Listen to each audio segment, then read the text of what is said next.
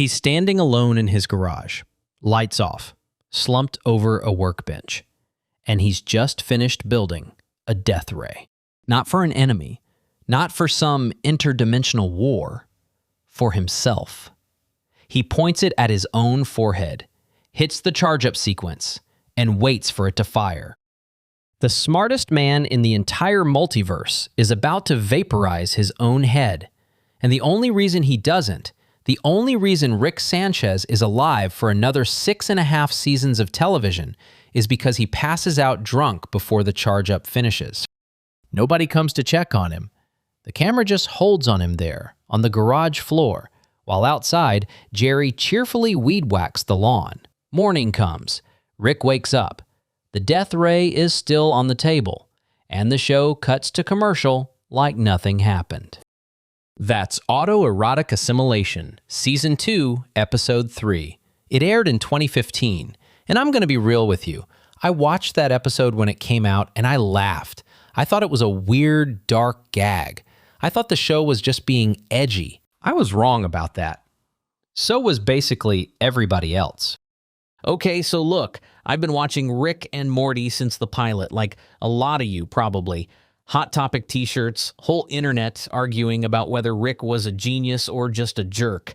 And for years, I just kind of assumed the show was what it looked like on the surface. Nihilist scientist drags his grandson through the multiverse, makes some sci-fi jokes, burps a lot. Cool show.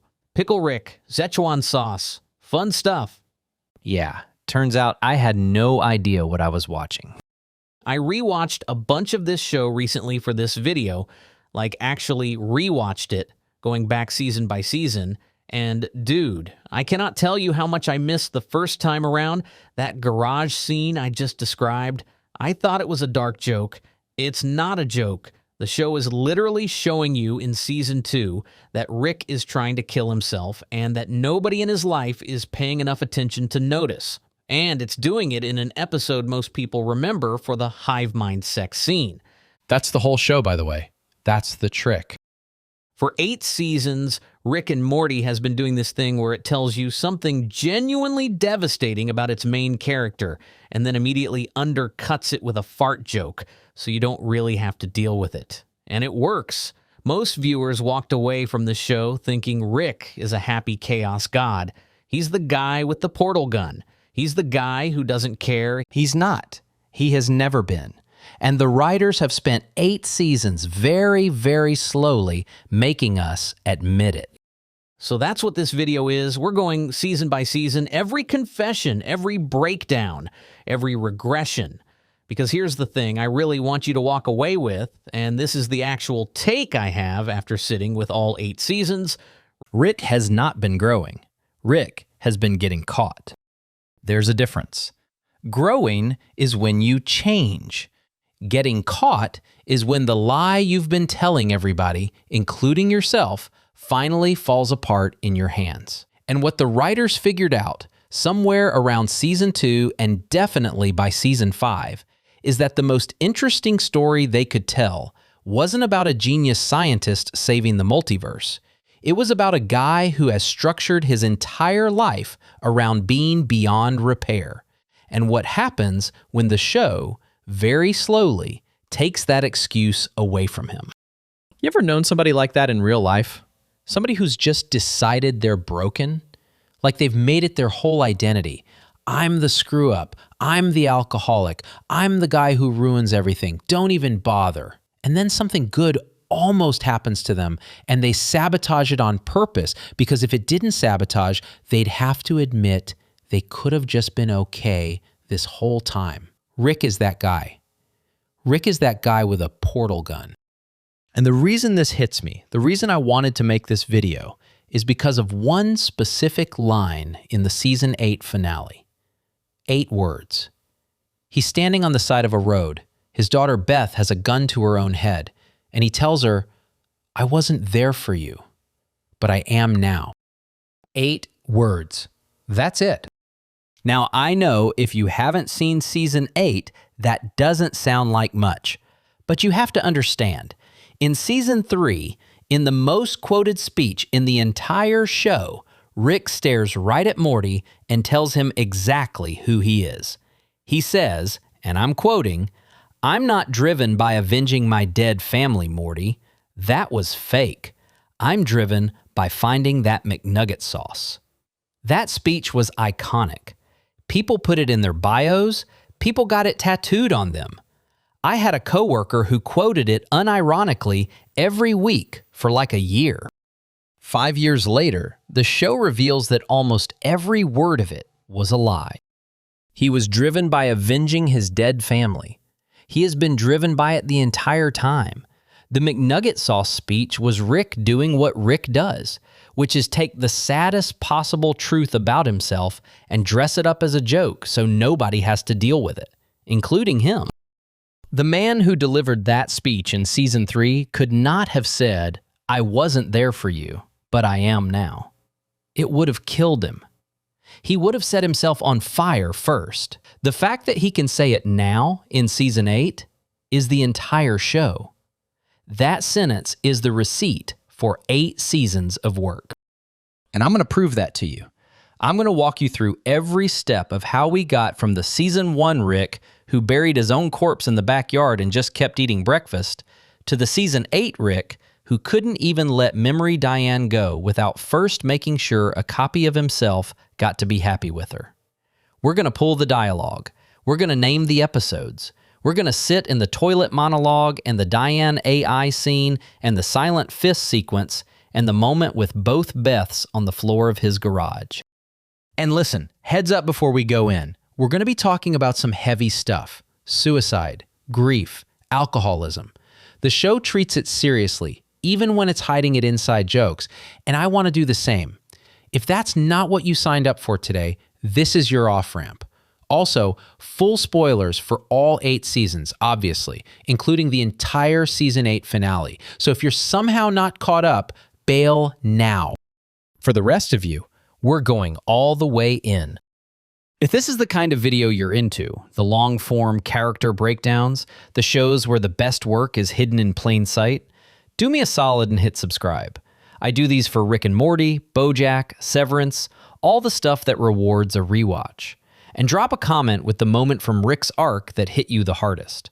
I genuinely want to know what landed for everyone else, because the answers are going to be wildly different. All right, 8 seasons, 1 man, the longest slow-motion confession in animation history. We start where the lie was strongest. Season 1, the guy who doesn't care, and oh boy, does he not care.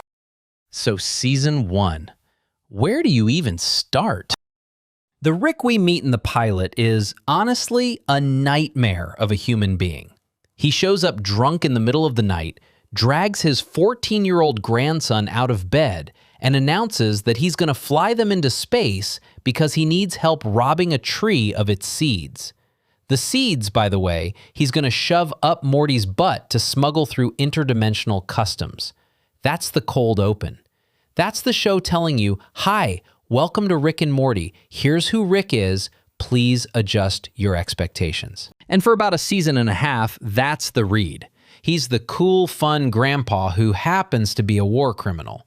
He burps mid-sentence. He insults his son-in-law constantly. He treats Morty like a piece of furniture that exists to balance out his genius. And the show plays all of it for laughs. I'm not gonna lie. On first watch, it works. Season 1 is genuinely one of the funniest debut seasons of any animated show I can think of. The Cronenberg episode, Meeseeks, Lawyer Morty, the dinner party where Bird Person shows up and reveals he's been Rick's best friend for 40 years and Beth had no idea. I rewatched a couple of these recently and they still hold up. The jokes are good, the world building is good, Justin Roiland is doing the voice work of his life. But if you go back and watch Season 1 now, knowing where the show ends up, there are a bunch of moments where the writers are very clearly already planting seeds. Like, the show is telling you who Rick really is. We just weren't listening yet. Because we were too busy laughing at Pickle Rick. Sorry, wrong season. We were too busy laughing at, I don't know, Mr. Meeseeks beating up Jerry on a golf course? Same energy. Let me give you the big one. the one everybody talks about, Rick Potion number 9, Season 1, Episode 6. If you haven't seen it in a while, here's what happens. Morty wants a love potion to make a girl named Jessica fall for him at a school dance. Rick, instead of saying, absolutely not, you're 14, that's super weird, just makes him a love potion, which then mutates because of the flu, which then turns every human being on planet Earth except Morty's blood relatives into hideous Cronenberg-style mutant monsters. Like the entire planet. 8 billion people. Their faces fall off. Their bodies fold inside out. Beth and Summer are running around with shotguns. Jerry is somehow being heroic for the first time in his life. It's apocalyptic. And Rick, faced with this, faced with the fact that he has personally destroyed Earth, just kind of shrugs. He tells Morty, there's a couple dimensions where I really got it right. This is one of those. Then he pulls out the portal gun, and he and Morty hop to a nearby dimension. A dimension where everything is identical, except in that dimension, the Rick and Morty of that universe died like an hour earlier in a lab accident. Their bodies are still warm in the garage. So our Rick buries the corpses of his alternate self and his alternate grandson in the backyard. And then he and Morty just walk into the dead family's kitchen and sit down and eat dinner with Beth, with Summer, with Jerry, none of whom know that the Rick and Morty they're talking to are not the ones they raised. The ones they raised are decomposing under the lawn. Morty's face during that dinner scene. I want you to go look at it. The camera holds on him for a long, long time. He's just staring at his plate. He's 14. He just helped his grandfather bury his own corpse and replace himself in a stranger's family. And Rick is just sitting there eating mashed potatoes. That's not a joke. That's not the show being edgy. That is the show in episode 6 of its very first season telling you exactly what Rick is willing to do to avoid dealing with consequences. He destroyed a planet, so he portaled to a new one. He doesn't fix things, he runs. And what's wild is that the show never goes back to fix it. The Cronenberg dimension just stays Cronenberg. Those people stay monsters, forever. And our Rick and Morty just live in the new family like they belong there. I don't know about you, but the first time I watched that episode, I thought it was wild.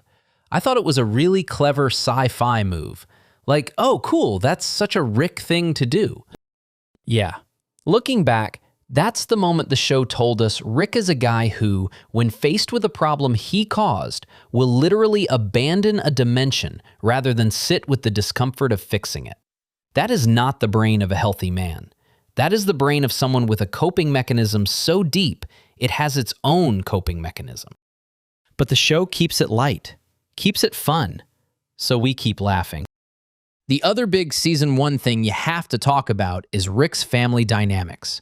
Because the show is setting up everything that's going to pay off later, and it's doing it really quietly. Beth Sanchez, Rick's daughter. She is, in season 1, completely emotionally dependent on her father's approval, even though her father has been absent for most of her life. She idolizes him to the point where she will tolerate Jerry, a man she clearly does not respect, basically because Jerry doesn't leave. The show is very explicit about this. Beth's whole personality is, please don't abandon me, and she's married to a guy who couldn't abandon her if he tried. And Rick is openly contemptuous of Jerry for it. Like, openly, constantly. Now, I'm not going to sit here and defend Jerry. Jerry's the worst. He's whiny, he's insecure, he's the kind of guy who gets manipulated into selling his soul to a magical shop in the mall. But Rick's hatred for Jerry is doing way more work than the show admits in season 1. Rick doesn't just hate Jerry. Rick hates Jerry because Jerry is married to the daughter Rick walked out on. Every time Rick insults Jerry, he's also insulting himself for not being there. He just won't say it out loud. Summer is basically furniture in season 1. The writers have not figured her out yet. She gets a few funny moments, but Rick treats her like she's not in the room, which is honestly accurate. Rick treats most people like they're not in the room. And Morty. Morty is the one that hurts the most, retroactively. Because Rick says out loud multiple times that he keeps Morty around because Morty's stupidity creates brainwaves that camouflage Rick's genius from his enemies. Morty is a shield. Morty is a meat decoy. Rick says this to Morty's face. Morty is 14 years old. And Morty just kind of takes it because Morty has no other options. His own grandfather is using him as a human heatsink and telling him about it casually over breakfast. Years later, in Season 5, we're going to find out the real reason Rick keeps Morty around. And it's not the brainwave thing. It's way darker than the brainwave thing. But we'll get there. The last big Season 1 thing I have to mention is the Council of Ricks. Close Rick counters of the Rick kind. Episode 10. This is the one where we find out there are infinite Ricks across the multiverse. They all hang out together in a citadel, and our Rick, the Rick we've been watching, is the rebel of the entire group. He refuses to join. He's wanted for crimes against the other Ricks. He calls them, and I'm quoting, the Yelp reviews of the multiverse. What's wild about this episode is that it's the first time we see Rick interacting with other versions of himself, and he hates them, like viscerally hates them.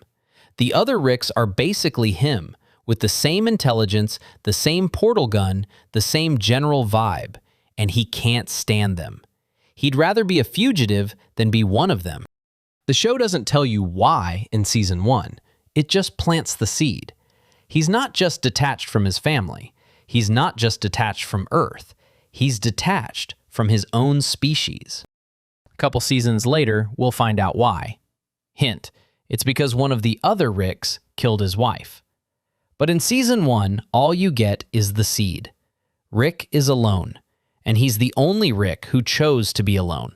And the other Ricks find this so weird that they put a bounty on his head for it.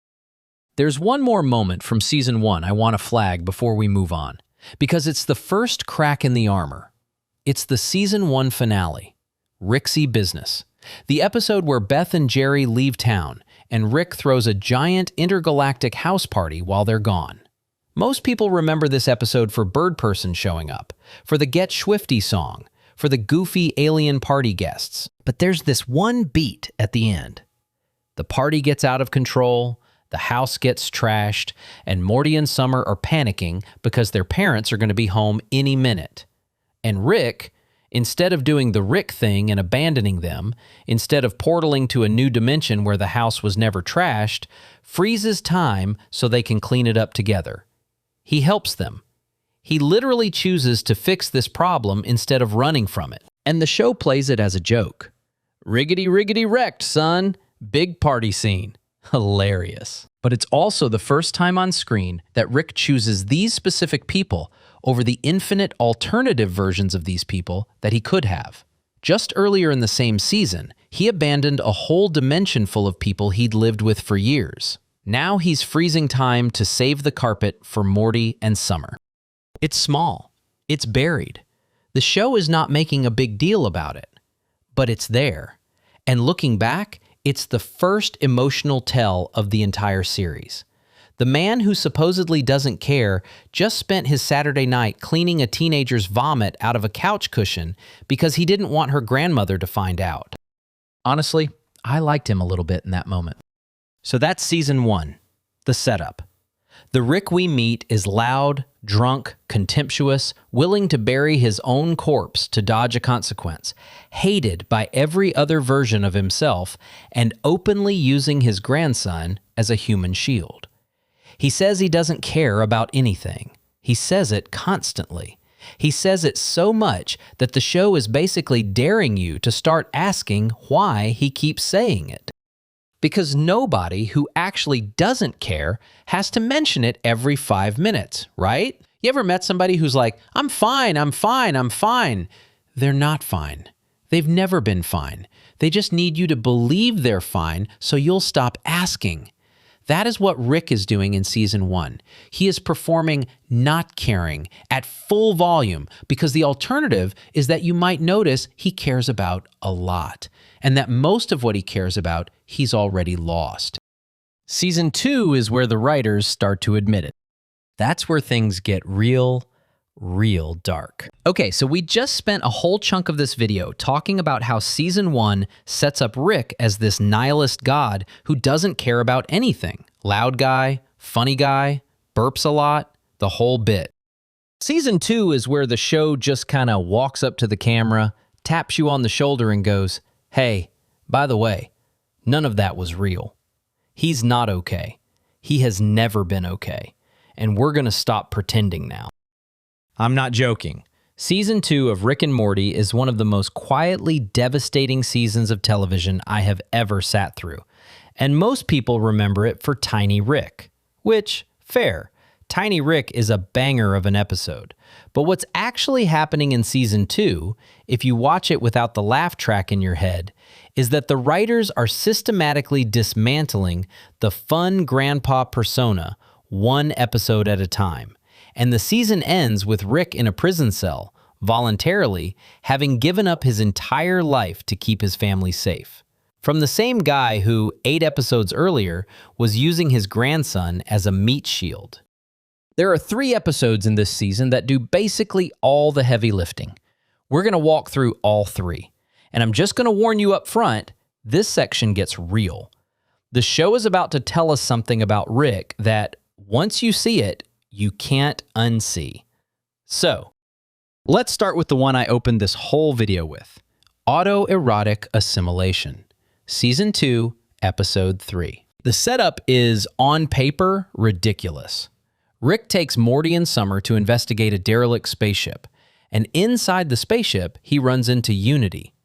Unity is an old flame of Rick's. Unity is also a hive mind, like a literal hive mind, a single consciousness that takes over entire civilizations by infecting their populations. So when Rick reunites with Unity, what that actually looks like on screen is Rick making out with an entire planet of color-coded, body-snatched humanoids at the same time. The episode is famous for this. There's an orgy scene. There's a Cronenberg-level body horror gag. It's gross. It's funny. It's so Rick and Morty, it hurts. But what the episode is actually about, underneath all of that, is one of the most precise breakups I've ever seen put to screen. Because Unity, after spending a few days with Rick, writes him a goodbye letter. And the letter is brutal. Unity says, and I want to get this right, "I realize now that I'm attracted to you for the same reason I can't be with you. You can't change." That's the line. That's the diagnosis. Unity, a being that has consumed entire planets, looks at Rick and says, "You are too broken to be in a relationship with. And the reason I'm attracted to you in the first place is the same reason this won't work. You will not get better. And I lose myself when I'm around you." Rick reads this letter walking through the now abandoned town where Unity used to live. The town is empty because Unity has had to pull itself off this planet to recover from being around him. He destabilizes hive minds. That's how broken he is. He breaks the things that are made out of being whole. So he goes home. And I want to be careful about how I describe what happens next, because the show is careful about it, and I want to respect that. Rick goes back to the garage. He has a Cronenberg creature that he kept frozen from way back in Season 1. The same Cronenberg dimension we talked about earlier. He defrosts it. He vaporizes it. He builds a device. And then he sets the device up so that, after a delay, it will fire at him. He sits down, he waits, and he passes out drunk before the device finishes its countdown. The camera holds on him. Just holds. While outside, Jerry weed whacks the lawn. We hear it through the window. The most mundane sound possible, played over the unconscious body of a man who just tried to end his own life and didn't even succeed at that. He wakes up in the morning. He puts the device away. Nobody knows. Nobody asks. The episode ends. That is the scene. That is what the show did in 2015 on Adult Swim, sandwiched between fart jokes. And here is the part that gets me every time I think about it. The reason this scene exists, the reason the writers put it in the show at all, is because they had to make sure we understood that Rick is not a happy nihilist. He is a broken nihilist. Performing happiness, performing not caring, performing the whole grandpa in space routine. Because the alternative, which is admitting that he is in profound, untreated, deeply lonely pain, is something he cannot make himself do. Unity could see it. That's why she left. She couldn't fix him, and she couldn't watch him not fix himself, and she couldn't stay being the thing he used to feel okay for a few days. So she left him a note, and he went home, and he tried to vanish. I'm not going to lie to you. The first time I really sat with what that episode was doing, I had to pause and walk around the room for a minute. The show really did just do that, in a half-hour cartoon. The fact that he survived because he was too drunk to finish is the saddest punchline I think this show has ever written. He couldn't even kill himself competently. The smartest man in the universe, the guy who designed the portal gun, got beaten by a beer. That scene reframes the entire show. Everything you watched in season 1, every burp, every wubba-lubba-dub-dub, every contemptuous line at Jerry, every meat shield comment about Morty, you now have to rewatch through this filter. This is a man trying to fill time until he can find a way out. He doesn't think his life has value. He doesn't think his family is real. He has built his entire personality around having an exit strategy from every situation, including the situation of being himself. I cannot stress enough how much this scene was a curveball. People at the time were like, oh, that was dark. Moving on. The next episode was about a TV with infinite cable channels. The show just kept going. But once you see it, you can't unsee it. Every line Rick has ever delivered about how nothing matters is now a man trying to convince himself it's true so he can finally do the thing. Okay, episode 2 of the Big 3. Big Trouble in Little Sanchez. Season 2, episode 7. This is the Tiny Rick episode. Everybody remembers it. The episode where Rick puts his consciousness into a teenage clone of himself so he can go undercover at Morty and Summer's high school and stab a vampire teacher. It's a delightful concept. Tiny Rick is genuinely one of the funniest things the show has ever made. The high school dance scene where Tiny Rick is dancing and yelling #TeenRick, comedy gold, show at its peak. And then, about 2/3 through the episode, Summer and Morty start to notice that Tiny Rick doesn't want to go back. Real Rick, the adult Rick whose consciousness is currently in this teenage body, is refusing to switch back. He's having too much fun. He's avoiding something. He keeps making excuses. And then they find his journal. And the journal is full of the same phrase written hundreds of times. Let me out. Let me out. This isn't me. Please help me. I'm dying. That's adult Rick. From inside Tiny Rick, begging to be let out. The show makes a song about it. Summer and Morty write Tiny Rick a song designed to surface his real feelings. And the song is called Tiny Rick. And Tiny Rick performs it at the school dance. And the lyrics are literally the words from the journal. The whole school is bopping along to a song that is, structurally, a man screaming for help from inside a happier version of himself. And that's the whole episode. That is the show putting its thesis on a billboard. Rick built a happier version of himself to live in because adult Rick is unbearable. He'd rather be a teenager. He'd rather be anyone other than who he actually is. The nihilism, the genius, the chaos, all of it is a costume. Underneath the costume is a guy who would rather genetically engineer a new body for himself than spend another hour in his own brain. The episode ends with Rick switching back. He has to. But the way the show frames it, This isn't him winning. He just lost access to one more way of escaping. The drinking is still there. The portal gun is still there. He just lost the teenage cosplay, and he doesn't seem happy about it. I remember watching this when it aired and thinking it was funny. And then about halfway through, I started feeling weird.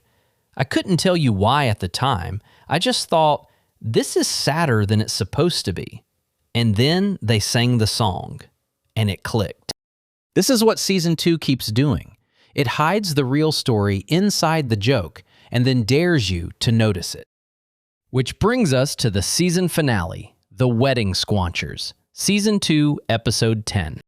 Bird Person, Rick's best friend, is getting married to a human woman named Tammy.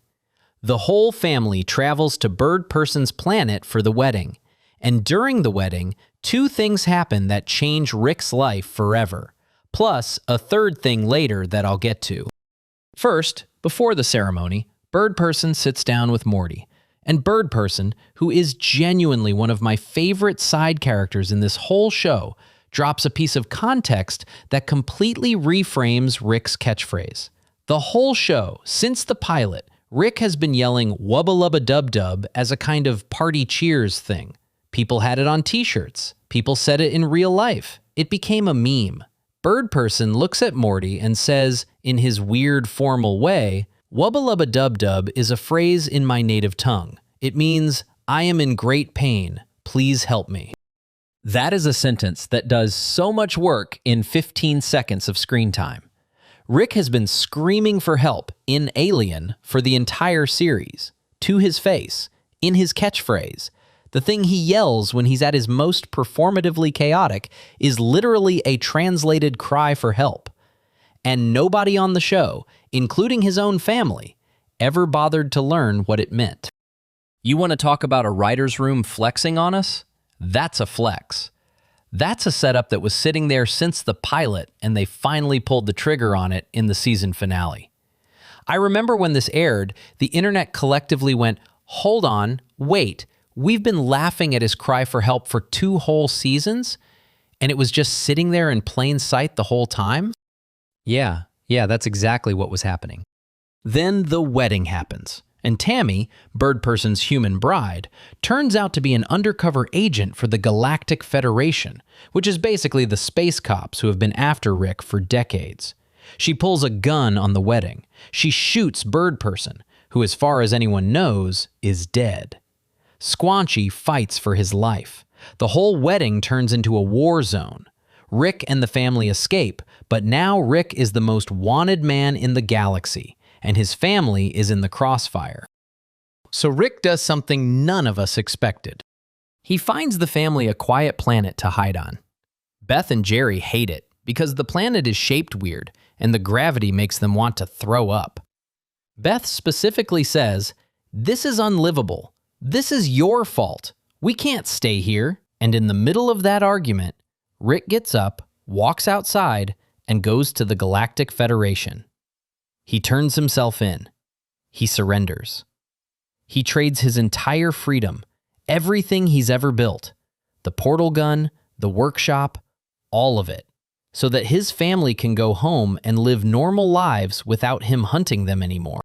The season ends with Rick in a Galactic Federation prison cell. Jerry, freshly reinstated as the man of the house because Rick is gone, walks back into his kitchen. And we end on Rick, alone, in a cage, smaller than we've ever seen him. That is the same guy who in season 1 buried his own corpse in the backyard rather than deal with a problem. That guy just gave up his entire life so his daughter could have a stable home. He didn't tell anyone. He didn't make a speech. He didn't even say goodbye. He just walked outside and turned himself in. Honestly, the first time I watched that, I sat on the couch for a minute after the credits rolled. I just kinda needed a second. Because the show had spent 2 whole seasons telling us this guy didn't care about anything. And then in the last 5 minutes of the season finale, it showed us, with no fanfare, that he cared so much he'd put himself in a cage to protect them. So that's season 2.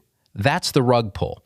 The death ray, the song from inside Tiny Rick, the translation of Wubba Lubba Dub Dub, and the surrender at the end. 4 moments, 4 confessions, all buried inside an animated comedy with fart jokes. And the worst part is, none of it sticks. Because season 3 opens with Rick breaking out of that prison in the most badass way imaginable, blowing up the Federation, becoming a god again, and giving the McNugget sauce speech that everyone quoted for years. He gets out, he puts the armor back on, and he spends the next season convincing us, and himself, that none of season 2 ever happened. Spoiler, it did. All right, season 3. The most quoted, most memed, most beloved season of Rick and Morty. The season that made the show a cultural phenomenon. The season with the Szechuan sauce speech, with Pickle Rick, with the Cronenberg morph battle, with the Citadel arc. If you've only watched one season of this show, statistically, it's probably this one. It's also, in my opinion, the saddest season the show has ever made. And I think most people who watched it the first time around did not catch that. Because the show is so good at performing peak Rick that we forgot to ask why he was performing so hard. Let me explain what I mean. Because this is the season where the gap between what Rick is doing and what Rick is feeling becomes the entire point. And the show is daring you to notice it. Let's start with the premiere. The Rick Shank Rickdemption, Season 3, Episode 1. Quick recap. Last we left Rick, he was in a Galactic Federation prison cell, having voluntarily surrendered to save his family.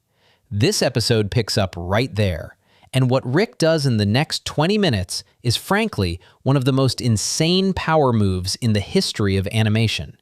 He uses a BrainLink interrogation device to mind swap with his interrogator, then with another Rick from the council, and through a series of moves that would take me an hour to explain properly, he simultaneously destroys the Galactic Federation's entire economy, blows up the Citadel of Ricks, and gets himself back to Earth. In one episode. He single-handedly takes down the 2 biggest power structures in the multiverse before lunch. It is, on a popcorn level, awesome. The animation is incredible. The plotting is tight. The voice acting is some of Justin Roiland's best work. If you want to show somebody one episode of Rick and Morty to demonstrate why the show was a phenomenon, you show them this one. And then, at the end of the episode, Rick sits Morty down in the garage and gives the speech. The speech. The one that became a t-shirt, a tattoo, a meme, a whole subculture. He tells Morty that he engineered Beth and Jerry's divorce specifically so that he could become the unquestioned head of the family.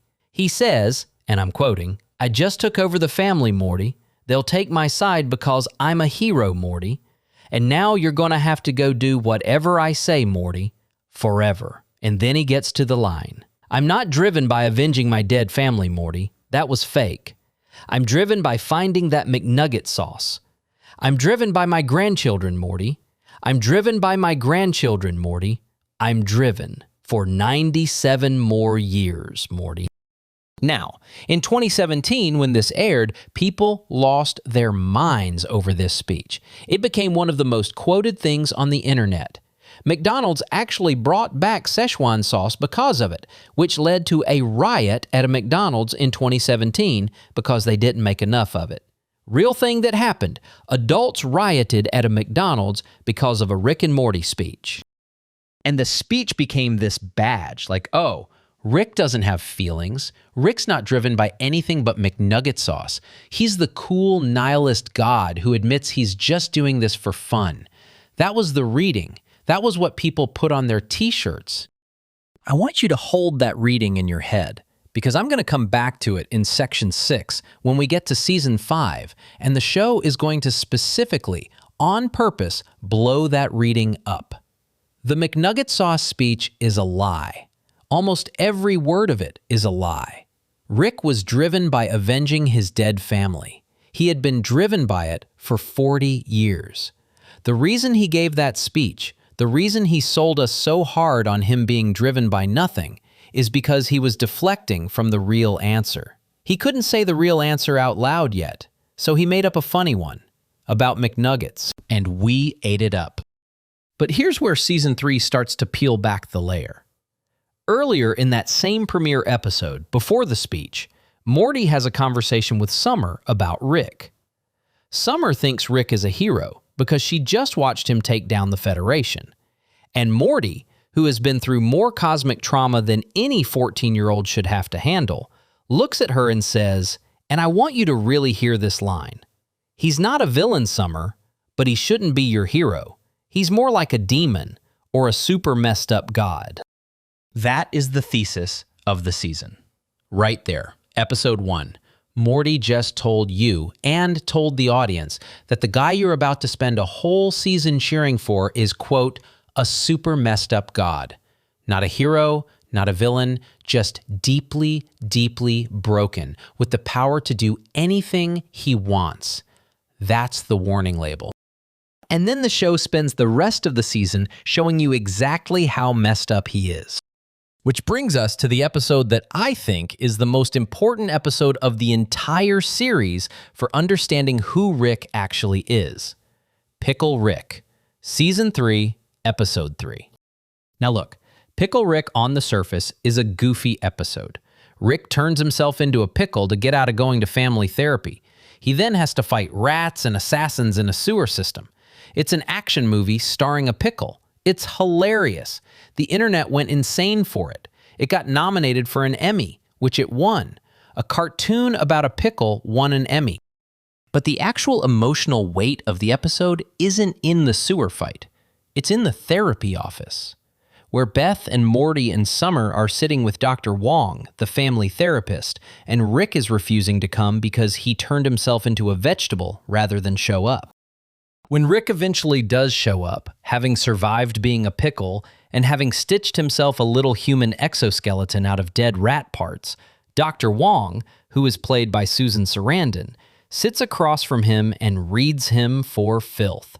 And it is one of the best pieces of writing this show has ever produced. I'm not going to read you the whole monologue because it's long, but I'm going to pull the part that matters. She tells him, and again I'm quoting because I want you to hear the actual line, "You seem to alternate between viewing your own mind as an unstoppable force and as an inescapable curse. The only truly approachable concept for you is that it's your mind, within your control. You chose to come here. You chose to talk to belittle my vocation, just as you chose to become a pickle." She keeps going. She tells him that the reason he avoids therapy, the reason he avoids any kind of self-examination, is because therapy is, quote, work. It's not an adventure. There's no way to do it so wrong you might die. And then she says the thing. Some people are okay going to work. And some people, well, some people would rather die. Each of us gets to choose. That is the cleanest read of Rick that has ever been put on screen. She is telling him directly that he is a man who has built his entire identity around chaos and adventure, specifically because the alternative is sitting still long enough to do the boring work of fixing himself. He turns into a pickle to avoid therapy, because a pickle is a more dignified position for him than just admitting he needs help. And the saddest part is, he hears her. The look on his face when she lands that monologue. He hears every word. He knows she's right. And he just kind of nods at her, says she's a great monologuist, and leaves. That's the move. That's the Rick move. Receive devastatingly accurate diagnosis from a trained professional. Compliment her on her delivery. Walk out the door. Like, can you imagine being so committed to not getting better that you compliment your therapist on the technical craft of her takedown of you instead of, actually hearing it? That's such a Rick thing. It's almost funny, except it's not, because he's going to go from this scene directly to the rest of season 3, and he's going to get progressively more isolated and miserable as the season goes on. And Dr. Wong's diagnosis is going to sit there in the back of his head untouched for the next 5 seasons. He doesn't go back to therapy. Not in season 4, not in season 5, not in season 6. Season 7 brings her back briefly, and he still won't talk to her. The first useful piece of feedback anyone has ever given him in his entire life, and his response is to compliment the delivery. I love this scene. I genuinely love this scene because Dr. Wong is doing the work the show won't do for itself. She's saying out loud what the show has been hinting at for 2.5 seasons. Rick is not a god. He's a guy who spent his whole life dodging the part where he has to actually deal with himself. And he is using his intelligence as the most elaborate avoidance mechanism ever constructed. Okay, let me hit a couple more season 3 beats before we move on, because there's a lot. The Whirly-Durly Conspiracy. Season 3, Episode 5. This is the episode where Rick takes Jerry on a vacation specifically to try to murder him because Beth has divorced Jerry and Rick wants to make sure Jerry never comes back. But the episode has a bar scene in the middle that is doing way more emotional work than people give it credit for. In the bar, Jerry confronts Rick, and Jerry, who is normally a punching bag for the entire show, actually lands a punch back. He tells Rick that Beth had options because she was Rick's daughter, but she's stuck where she is because of Rick's absence. He tells Rick, basically, you broke her. You weren't there, and she settled for me, and that's on you. Rick deflects hard. He immediately goes into a speech about how Jerry is the real predator, how Jerry uses pity to trap people. But the deflection is the tell. The thing Jerry said landed. We know it landed because later in the episode, when Jerry is genuinely in mortal danger, Rick saves him. And when Jerry, surprised, says, I knew you wouldn't let me die, Rick says, and this is the line that gets me, that was never an option. That was never an option. 5 words. From a man who in season 1 buried his own family corpses to avoid a problem. He just told Jerry, the guy he hates more than anyone in the universe, that letting him die was never on the table. Why? Because Jerry is Beth's. Because Jerry is family. Even Jerry. Even the guy Rick has spent 3 seasons trying to drive out of his daughter's life. He won't let him die. And then, immediately, Rick says some sarcastic thing about needing bile-coated bait, because if he let that vulnerable line just sit there, he'd have to deal with the implications. So he covers it with a joke and moves on. Standard procedure. One more episode I have to mention. The ABCs of Beth, Season 3, Episode 9. This is the one where Rick offers Beth a clone of herself. Beth is going through a crisis. She's realizing she might be a bad mom. She's realizing she might want to leave her family and go have adventures in space the way Rick did. And Rick, instead of helping her work through it, offers her a clone. He'll make a copy of her so good that nobody will know which is which. The copy will stay home and raise the kids. The real Beth will go to space. And here's the thing. Rick tells her point blank that he will not know which one she chose. The clone will be programmed to believe it's the real Beth. There will be no way for him or anyone to tell. And Beth takes the deal. Or somebody does. The episode never confirms which one stayed. So Rick has, deliberately, given up the ability to know whether the Beth currently living in his house is his actual daughter or a copy. From this episode forward, the show never resolves this. We never find out. Rick chose not to know. Why? Because if he knew, he'd have to feel something about it. Either he sent his real daughter away, which is abandonment, or his real daughter abandoned her family, which means she's just like him, which means he ruined her. Either answer is unbearable. So he picks not knowing. He picks ignorance. He picks the version of reality where he doesn't have to feel anything about either possibility. That is, when you really sit with it, one of the most cowardly things any character on this show has ever done. And the show plays it like a slightly weird family drama beat. But it's not. It's Rick being so terrified of accountability that he has scientifically engineered his way out of being a father. Okay, the finale. The Rickmurai Morty date. Season 3, Episode 10. Most people don't talk about this finale much because, honestly, it's a weaker episode. The President of the United States and Rick get into a fight. It's mid, but the last scene of the season is doing something nobody talks about. Beth and Jerry get back together.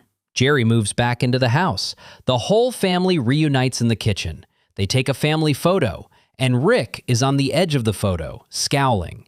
He has been displaced. The man who started the season as the unquestioned head of the family, the guy who gave the McNugget sauce speech, ends the season as a side character in his own daughter's life. Jerry is back. Beth chose Jerry over space. And Rick is just smaller than he started. He performed godhood for an entire season. He destroyed the Federation. He destroyed the Citadel. He gave the most quoted speech of the show. And by the last frame of the season, he's standing in the corner of a family photo, scowling, drinking, watching Jerry kiss his daughter. The McNugget sauce speech was a man trying really, really hard to convince himself he was winning. By episode 10 of the same season, he had visibly lost. That's what I mean when I say season 3 is the saddest season. It's the season where Rick performs the absolute peak of his nihilist God routine, and the show takes him apart anyway. Dr. Wong saw it. Jerry saw it in his weird Jerry way. Beth saw it enough to want to escape into a clone. The audience didn't see it because we were too busy quoting the speech, but the show saw it. And the show is patient. It is so patient, because Dr. Wong's diagnosis is going to come back, not in season 4 or 5. The full payoff for that monologue, the moment Rick has to actually deal with what she said, isn't coming for another 5 seasons. But she said it in season 3, and the writers planted it there knowing they were going to come back for it eventually. Which brings us to where we are right now, halfway through this video. Halfway through Rick's 8-season arc. We've covered the setup. We've covered the rug pull. We've covered the peak of the performance. From here on out, the show stops being subtle. The cracks become canyons. The cover stories start collapsing. And by the end of season 5, the entire premise of who Rick is, the lie he's been telling for 40 years, is going to come out in one episode. But before we get there, real quick. If you're still with me at the midpoint of a 90-minute video about a cartoon, you are exactly the kind of viewer this channel is built for, and I genuinely appreciate you. Hit subscribe if you haven't yet. I do these for BoJack, for Severance, for any show where the writers are doing more than they're letting on. Drop a like if you've made it this far, and let me know in the comments what the Dr. Wong scene did to you the first time you saw it. Because for me, it was one of those scenes I had to pause and rewind. Because she really just diagnosed him in 3 minutes, and he just walked out. All right, mid-roll over. Let's keep going. Because season 4 is where the loneliness comes out into the open, and it gets ugly.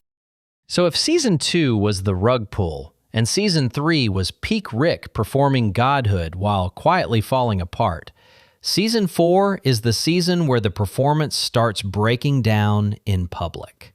The mask slips, the defenses get thinner, and the show puts Rick through one of the most quietly cruel scenes it has ever animated. And a lot of viewers either missed it or didn't want to deal with it. Let me be upfront with you. Season 4 is, structurally, the weakest of the 8 seasons. It's a season of one-offs more than a season of arc.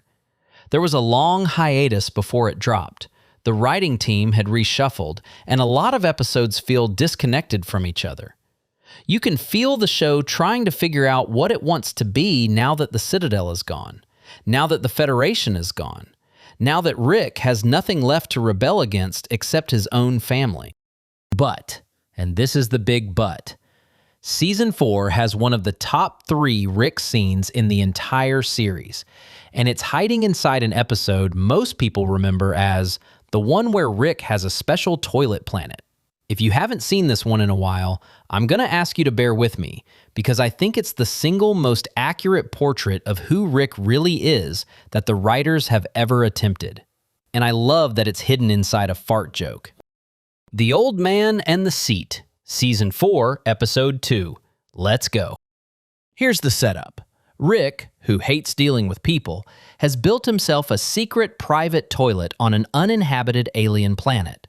Like, a whole planet. He portals there every morning to poop in peace, because the idea of anybody seeing him or talking to him while he's doing his business is intolerable. It's the most Rick thing in the world. Most people guard a private journal. Rick has a private planet for pooping. The episode opens with him discovering that someone else has used his toilet. Someone has been on his planet. There's a footprint by the seat, and he loses his mind. He spends the whole episode setting up traps, surveillance, biometric locks, the whole bit, trying to figure out who's been using his toilet. He finds the guy, an alien named Tony, played, by the way, by Jeffrey Wright, who is a phenomenal actor and is bringing the kind of weight to this voice performance that you would normally only hear in like a prestige HBO drama. Tony is older, soft-spoken, weary, and when Rick confronts him, Tony just kinda owns it. Yeah, I've been using your toilet. I like it. It's a nice toilet. Rick is gearing up to murder this guy. Like full annihilation. He's got a death ray, he's got threats, he's got the whole intimidation routine he uses on every alien encounter. But Tony doesn't react. Tony tells Rick that his wife died of cancer recently, and ever since, he doesn't really fear death anymore. He fears living without her. And he started using Rick's toilet because the view from up there is beautiful, and it's the only place he can sit and not feel suffocated by the world he's still stuck in. And then Tony does something Rick is not equipped to handle. He invites Rick to be his friend. He says it directly. He says, look, you and I are both alone. We could just hang out, have a drink. I'll bring you a martini. We'll watch the sunset from up here. We don't have to talk if you don't want to, but I'm offering. Rick can't process this. Like his whole face does that thing his face does when somebody says something genuine to him and he doesn't know what to do with it. He can't kill the guy because the guy isn't afraid. He can't intimidate the guy because the guy doesn't care. And he can't accept friendship from the guy because then he'd have to admit that he, Rick, would also like a friend. So Rick does what Rick always does. He gets cruel. He decides he's going to humiliate Tony into never coming back. Here is what he builds. He builds, get this, a holographic chorus. A literal chorus of fake Ricks, like a Greek tragedy chorus, programmed to appear every time Tony sits down on the toilet and sing a song mocking him. Mocking him specifically for being lonely. Mocking him for using a stranger's toilet because his wife died and he doesn't know what else to do. It is one of the most spiteful, petty, cruel things any character on this show has ever done. And Rick builds it lovingly. He puts work into it. The chorus has choreography. Tony never sees it. Tony, between the time Rick builds the trap and the time Rick can spring it, goes on a vacation, and Tony dies off screen, skiing. The man who didn't fear death lived his life, and he died doing something he loved, and Rick never got to humiliate him. The episode comes back to the toilet at the end. Rick is sitting on it, just sitting, and the chorus activates because Rick triggered the motion sensor by accident. And the chorus, which Rick built and programmed himself, starts singing its song at him by accident. And the lyrics. I want to read you the lyrics because this is the moment. Look at you sitting there, king shit on his throne of loneliness. All hail His Majesty, the saddest piece of garbage in the entire cosmos. That's Rick's song, that Rick wrote, about a man he never got to deliver it to, being sung at him by his own invention while he sits on his secret toilet, alone, on a planet with no people, because that's where he goes when he wants to feel okay. The smartest man in the universe built a device to humiliate a lonely widower for the crime of being lonely, and the device correctly identified him as the loneliest creature in it. I don't think the show has ever been more precise about who Rick is than that single shot. The chorus is singing. Rick is sitting on his throne of loneliness with his pants down, listening to his own diagnosis from his own machine, while the man he built it for is dead from doing something happy. It is one of the most quietly devastating endings to any episode of any animated show I have ever seen, and it aired in 2019, sandwiched between an episode about giant talking pickles and an episode about, I'm not making this up, an alien parasite that makes everyone think they have fond shared memories of people who never existed. I rewatched this scene specifically for this video, and dude, it hits harder now than it did the first time. Because by season 4, we know what's going on. Rick is lonely, he can't fix himself, and he can't take help when it's offered. And we know he is going to keep building these elaborate punishments for people who remind him of himself until the day he dies. Which, as we've already established, he has tried to do. Okay. Let me hit some other Season 4 beats fast, because there's a few I want to flag before we move on, and the toilet scene is the one that really matters. Edge of Tomorty, the premiere. Season 4, Episode 1. This is a fun episode on the surface, with the death crystals and the time loops and the whole thing. But what it's actually doing is showing you that Morty is starting to grow up. Morty is making his own decisions. Morty is willing to fight Rick over them, and Rick reacts with naked threat. He doesn't know how to be in a relationship with his kid anymore now that the kid has his own agenda. The leverage Rick has used for 3.5 seasons, which is fear plus genius, is starting to stop working, and Rick doesn't know what comes next. Never Ricking Morty, Season 4, Episode 6. This is the meta episode. The show literally puts Rick on a story train, and the train is, on purpose, trying to give Rick a backstory and a character arc. And Rick fights the train. He spends the whole episode refusing to be a character with a past, refusing to be developed, refusing to grow. The episode ends with him blowing up the train rather than let anyone, including the writers, give him an arc. This is the writers being incredibly cute about their own work. They are literally writing an episode about Rick refusing the kind of show this show is becoming. He doesn't want to be in the story. He wants to be in the bits. And the show is going, sorry, buddy, we're doing the story whether you like it or not. The Vat of Acid episode, Season 4, Episode 8. This one I have a complicated relationship with. It's a brilliant episode of television. But it's also Rick being maybe the most cruel he's ever been to Morty, on purpose, out of pure ego. Quick version. Morty criticizes one of Rick's inventions. Rick, in retaliation, gives Morty a device that lets him save his progress in life and reload from any point, like a video game. Morty uses it to live a second life. He falls in love with a woman. He has a daughter with her. He spends years with this family. He builds something beautiful. And then Rick reveals that the device wasn't actually a save state. It was a portal to a parallel dimension where the changes were just temporary. And to reverse it, Rick straight up murders that entire dimension. The woman, the daughter, the life Morty built, all of it erased. To punish Morty for criticizing his invention. Like, what kind of person reacts to a critique of their gadget by erasing a child from existence? Rick.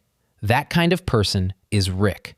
He is so emotionally fragile that when his 14-year-old grandson, who he calls stupid every single day, mildly criticizes the user interface on one of his gadgets, Rick murders a woman and a child Morty loved to prove a point.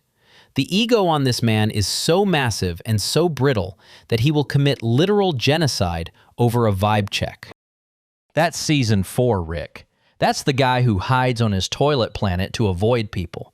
The guy who can't accept a friend. The guy who builds elaborate spite machines to punish strangers for being like him.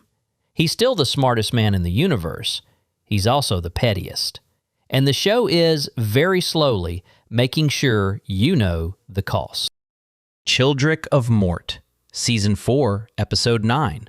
I'll be brief. Rick accidentally impregnates a planet, in like a sex with an entire celestial body way.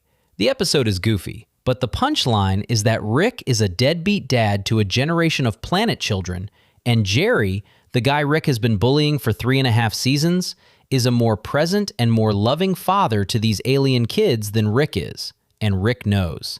The episode ends with Rick acknowledging it. He doesn't deal with it, but he knows. Jerry is a better father than Rick is. The show says it out loud. In Season 4, to his face. And Rick just kind of nods and walks away. And then the season finale. Star Mort Rickturn of The Jerry. Season 4, Episode 10. Tammy comes back. Phoenix Person, who is the cyborg corpse of Bird Person, makes an appearance. There's a Galactic Federation rematch, and in the middle of all of it, the show does something it has not done before. It teases Diane. It happens in a memory dive. Bird Person, who is in a coma, is being psychically explored. And inside Bird Person's memories, we see a younger Rick. A happier Rick. We see him standing next to a woman. We don't see her face clearly. We don't get a name. But we see Rick the way Bird Person remembered him. Before whatever broke him. And the show is, for the first time, telling the audience there's a story underneath this. There is a reason Rick is the way Rick is. We are not telling you yet, but you can see it now. There is something there. This is the first real Diane tease. The first time the show acknowledges that Rick had a life before he was Rick. And it's only 15 seconds of screen time, but it changes everything. Because everything you've watched up to this point, all the Toilet Planet stuff, the McNugget sauce, the Wubba Lubba Dub Dub, all of it has a cause now. The show is telling you we are aware that nihilism doesn't come from nowhere. The reason exists. And you'll get it, eventually. So that's Season 4. The mask slipping in public. The loneliness made literal in the form of a singing chorus on a poop planet. The first crack in the armor that says, hey, there's a real story under here. We'll show you when we're ready. And then the writers took a couple years off. And when they came back, they were ready. Because Season 5 is when the entire premise of the show, the lie Rick has been telling for 8 years and 40 in-universe years, is going to come out in one episode. In a flashback so brutal, it makes you have to rewatch every previous episode with new eyes. Season 5 is where the cover story dies. Let's go. All right, Season 5, the big one. If you've been watching this show since the start, Season 5 is the season that broke your brain. Because everything you thought you knew about Rick Sanchez, every theory, every fan reading, every actually he's just a sad guy take, the show takes all of it, lines it up, and confirms it in the cruelest way possible. In one finale, in 44 minutes of television. The cover story dies, and what's underneath is so much worse than anyone was expecting. Let me set the stage. Season 5 starts in 2021. It's been almost 2 years since Season 4 ended. The Diane tease from the Bird Person memory dive is sitting there in the back of everyone's head. Fan theories are everywhere. Reddit is in a frenzy. People are convinced that the show is finally about to give us Rick's backstory. And the season starts.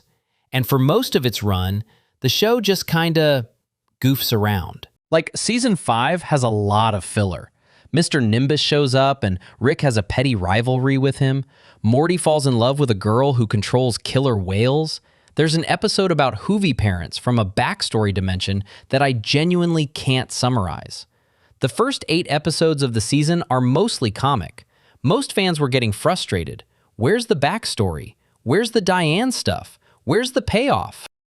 The writers were waiting. They were waiting because they were about to drop one of the most ambitious season finales in animation history. And they wanted you to be frustrated when they did it. Because the frustration is part of the reveal. Rick has been making us wait for an answer for 4.5 seasons. And in Season 5, Episode 9, and then Episode 10, the show finally just tells us everything. But before we get to the finale, there's one episode I have to flag because it's doing important work that nobody talks about. Forgetting Sarek Mortshaw, Season 5, Episode 8. This is the one where Morty briefly stops adventuring with Rick and starts adventuring with a different Rick named Nick. Now, on paper, this is a comedy episode. Morty replaces his Rick. Rick gets jealous. Hilarious.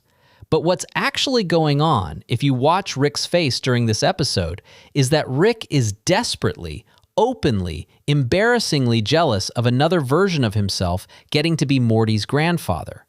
Like, the armor that he's worn for 5 seasons, the whole "I don't care, I'm above all this" routine is gone. He is whining. He is pleading. He is doing the emotional equivalent of standing outside Morty's window with a boombox. And the show wants you to notice, because the next episode is going to explain exactly why Rick needs Morty so badly. And the answer is, by the way, the worst possible answer. Okay, let's get into it. Rickmurai Jack, Season 5, Episode 10, the season finale. Also, functionally, the finale of every fan theory the show had been seeding since 2013. I'm going to walk you through this in order because there is a lot, and a lot of it is being delivered fast, and most viewers needed 2 or 3 rewatches to fully process what the show was telling them. The episode opens with Evil Morty making his return. If you haven't watched the show in a while, Evil Morty is the breakout villain from way back in Season 1, a Morty who became self-aware, killed the Rick he was paired with, infiltrated the Citadel of Ricks, and disappeared. He shows up in Season 5. He's running for president of the Citadel. He wins. And he is, by the way, the smartest character in the entire show by a wide margin. He has been 5 steps ahead of everyone, including our Rick, for the entire series. And in this episode, Evil Morty corners Rick and Morty inside the central finite curve, which we have not yet explained, because nobody had explained it to us. The whole show, up to this point, we just kind of accepted that there were infinite Ricks across infinite universes. Cool, sure, multiverse, got it. Evil Morty is about to tell us that we got it wrong. He sits Rick down, and he gives a monologue that, when I first heard it, I had to pause the episode. I had to. I sat there with the remote in my hand going, wait, what did he just say? He says, and I'm going to paraphrase tight here because it's a long monologue, that the Citadel of Ricks didn't just unify Ricks across the multiverse. They built a wall around infinity. The Citadel separated all the universes where Rick is the smartest man in the universe from all the other infinite universes where he isn't. And they trapped every Rick and every Morty inside that wall forever.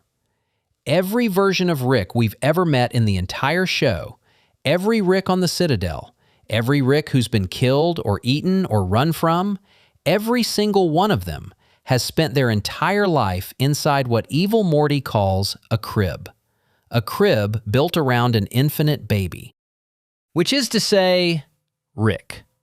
The Rick we have been watching. The smartest man in the universe, the chaos god, the portal gun having grandpa, is not actually special. He is one of an infinity of identical Ricks, all of whom are the smartest in their version of reality because the entire reality has been engineered to make Ricks the smartest thing in it. The central finite curve is a glass case, and our Rick is one of a million identical action figures in the case, all of them convinced they're unique. Evil Morty escapes. He blows a hole in the central finite curve and leaves to wherever exists outside it, where there are universes Rick isn't the smartest man in, where Rick is, presumably, not special at all. And that's the first half of the finale. The second half is where the real damage happens. Because once Evil Morty is gone, the show goes into flashback. And in this flashback, we finally meet her. Diane. The episode shows us Rick, younger Rick, before the lab coat, before the portal gun, before any of it. A version of Rick we have never seen before in the entire show. He's not drunk. He's not bitter. He's, frankly, a normal guy. He has a wife. Her name is Diane.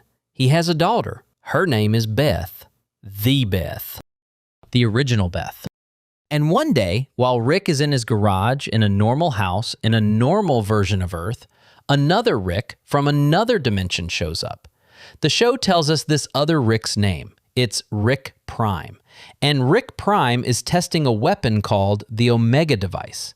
The Omega device is designed to erase a specific person from every reality in the multiverse simultaneously. It's targeted. It's surgical. It only works on one person at a time. Rick Prime uses it on Diane and on Beth. Not our Beth, original Beth, the first one, the one Rick actually raised. They are erased. Not killed, erased from every version of reality where they ever existed, across every dimension, at the same instant. Our Rick comes back from the garage, walks into the kitchen. The kitchen is empty. There are scorch marks on the floor where his wife and his daughter used to be standing. He runs outside. Diane and Beth are gone. From this dimension, and he realizes, from every dimension. That moment, that single moment, is the origin of every single thing we have ever watched on the show. The flashbacks keep going. We see Rick, alone, drinking, for years, wandering. He hasn't invented the portal gun yet. That's the wild part. The portal gun, the thing that defines him, did not exist before Diane died. He built it because Diane died. He spent years as a wreck, drinking himself to sleep in an empty house, and then he started building. And what he built was a way to find Rick Prime in every reality and kill him. He spends decades, plural, decades, hunting Rick Prime across the multiverse. He invents the portal gun. He kills countless other versions of himself, the ones he encounters that don't fit his agenda. He builds and eventually grows to hate the citadel of Ricks. He becomes the most dangerous Rick in the multiverse. The Council of Ricks hates him for a reason. The reason is he is on a 40-year revenge quest that none of them signed up for, and he doesn't care what he has to break to finish it. And after decades of hunting Rick Prime and never finding him, he gives up. Sort of. He finds a dimension where a different version of him, a worse version, had walked out on his wife and daughter and disappeared. That Diane, that Beth, were alive. They were still missing their Rick, but he had walked out. He hadn't been murdered. So our Rick steps into that life. He replaces the Rick that left. He takes his daughter's place. He takes her grandkids, Morty and Summer, and he uses them as bait. Because he figures eventually Rick Prime will come for this family too. So he stays. He drinks. He plays the role of grandpa. And he waits for decades for Rick Prime to show up so he can kill him. The Beth we have been watching for 5 seasons is not his daughter. The Morty we have been watching for 5 seasons is not his grandson. They are a replacement family. He chose them on purpose because he wanted Rick Prime to find them. He has been using a 14-year-old kid as bait for a man who murdered the original version of that kid's mother for 5 entire seasons without telling anyone. That is the reveal. Every single line Rick has ever delivered, about nothing mattering, about there being infinite versions of everything, about not being driven by avenging his dead family, including, and this is the kill shot, the McNugget sauce speech from season 3. All of it now reads completely differently. The McNugget sauce speech, where Rick says, "I'm not driven by avenging my dead family, Morty. That was fake. That was a lie." He was driven by avenging his dead family. He had been driven by it for 40 years. He was telling Morty the literal opposite of the truth in the most quoted speech of the entire show, because admitting the truth would have meant admitting he was using Morty as bait, and he could not say that to Morty's face. So he said the opposite. He said the funny version about McNuggets. We laughed, we put it on t-shirts, McDonald's brought back the sauce, adults rioted at a fast food restaurant. And the actual subtext of that speech in 2017 in real time was Rick using his own grandson as a human shield in a 40-year revenge fantasy and lying about it to his face. I don't know about you, but the first time I really processed that, I genuinely had to take a walk, because suddenly the entire show is a different show. Go back and rewatch Autoerotic Assimilation with this in mind. The man building that death ray had spent 40 years failing to avenge his murdered wife and daughter, and Unity had just left him. The toilet planet. The reason he can't let anyone get close is because he's still scanning every horizon for the same enemy. Wubba lubba dub dub. The catchphrase is now a man yelling, "I am in great pain, please help me," to a family that he himself chose because Rick Prime might one day come and kill them. He chose them as bait. And then he started screaming for help. To them. About what he was doing to them. In an alien language. Because he didn't have the courage to scream it in English. That is one of the most precisely tragic character setups I've ever seen in any medium. And it was hiding inside a cartoon about a pickle for 8 years. The episode ends with Rick admitting to Morty, or rather, sort of admitting, that there's a lot Morty doesn't know. He doesn't say it cleanly. He never says it cleanly. But the cover is gone. Morty knows there's a backstory. Morty knows Rick has been hunting someone. Morty doesn't know the full Beth thing yet. That comes in season 6. But he knows the lie is over. Rick can't be the chaos god anymore. He's just a guy with a thing he never got over. And here's the part I want you to really hold on to, because this is the move that the writers pulled that I will be in awe of forever. The McNugget sauce speech. The most famous speech in the entire show, the thing people had on t-shirts, was always a confession.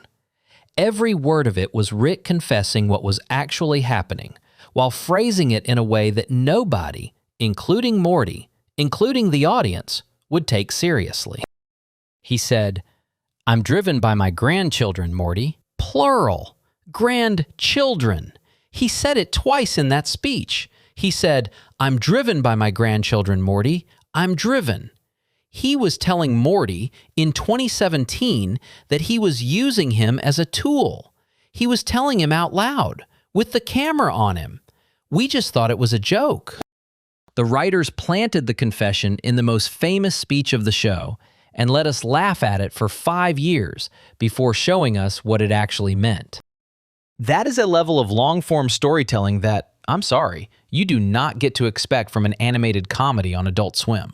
That is novelist work. That is Breaking Bad finale work.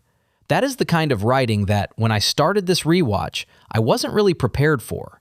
And I've been thinking about that speech for weeks now. The fact that the most quoted line in the show, the one that became a meme, was the writers telling us the answer the whole time in a language we couldn't decode.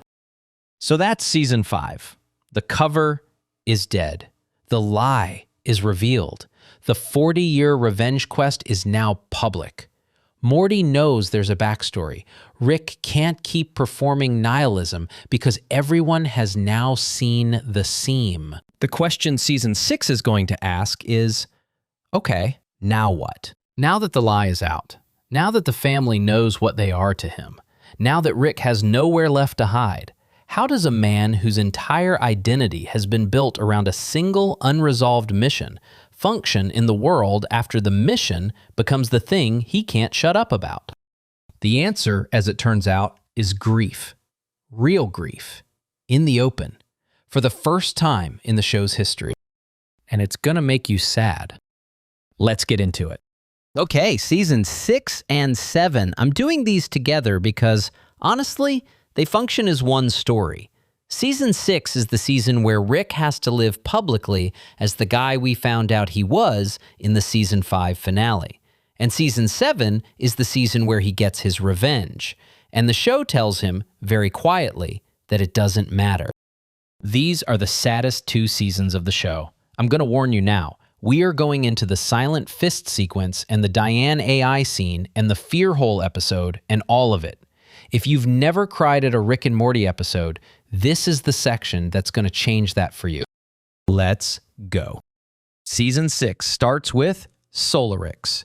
Season 6, Episode 1. This is the cleanup episode for the Season 5 finale. Evil Morty blew a hole in the central finite curve before he left. As a parting gift, he reset all the portal fluid in the multiverse, which means every Rick and every Morty who ever portaled away from their home dimension gets snapped back, all at once, to where they originally came from. For our Rick, that means he goes home. Home. The dimension he hasn't seen since the day Diane and Beth were erased. And what we find when we get there is one of the most quietly horrifying things this show has ever shown us. Rick has been keeping his original dimension in a time loop. Like, scientifically. He has frozen his old house in the exact day of the worst day of his life. Forever. And inside that house, he has built, get this, an AI version of Diane. An AI of his dead wife, who lives in the house, who is programmed to keep him company, who is programmed specifically to ask him whether he has found her killer yet. The first time we see Rick in his old home, the Diane AI is right there. She greets him. She asks him casually, like she's asking about his day, "Did you find our daughter's killer?" And Rick answers just as casually, "Not yet. Sorry. Still looking." This is a conversation he has had with this AI every day for years, decades maybe.